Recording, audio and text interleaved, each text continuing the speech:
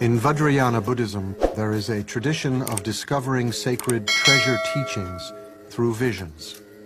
Khyentse Rinpoche, known as a great treasure revealer, taught many of his visionary teachings to his students around the world. As an author, whether he was on a flight or in his private chamber, he composed numerous poems, meditation texts, and commentaries. His writings fill 25 volumes in more than 10,000 pages.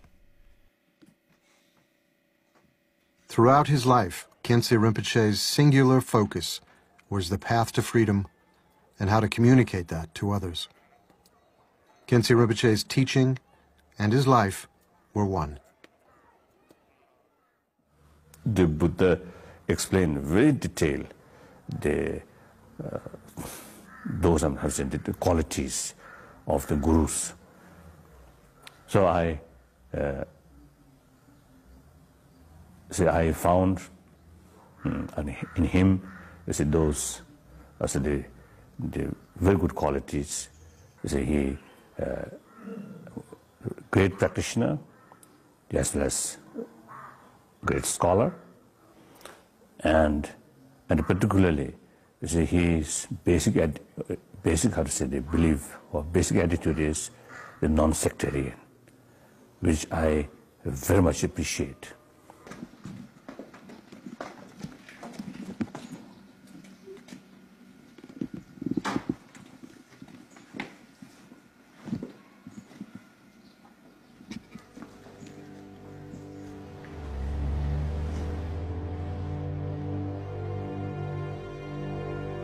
From arriving as a refugee to becoming the spiritual advisor to the royal family of Bhutan and the teacher to His Holiness the Dalai Lama, Khyentse Rinpoche's life saw many changes, yet his behavior always remained the same. From the influential disciple to the beggar outside the monastery, all of his students deeply felt they had a special place in his heart.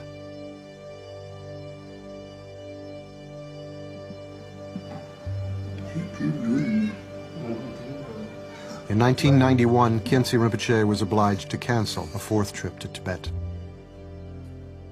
He told one of his students, "I still have much work to do, but this composite body of mine is not keeping up with me."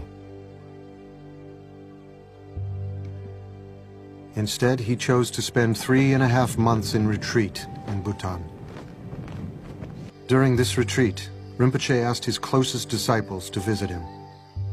It was here, in his hermitage, that he gave them teachings and told them that if they had any questions, now would be a good time to ask. When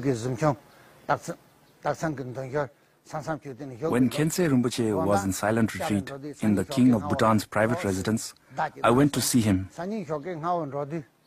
He put both his hands on my head and recited several prayers, including an aspiration for students and their teachers to never be apart from each other.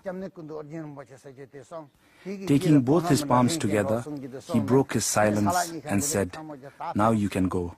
Normally, he would never break his silence, so I thought that maybe this is not a good sign.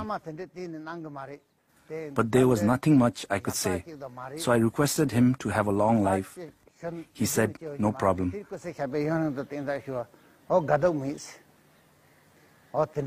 That was the last time we spoke.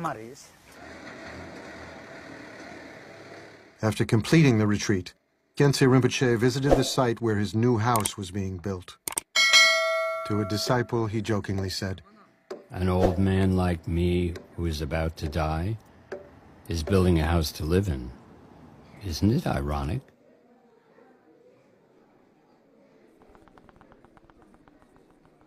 In 1991, Khyentse Rinpoche conducted the yearly prayer ceremony requested by the Queen Mother for the welfare of her country and for world peace.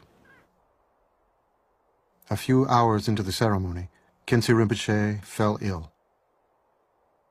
On the final day of the prayer, at his disciples' urging, Khyentse Rinpoche was rushed to the hospital. In the early hours of the next day, Khyentse Rinpoche passed away.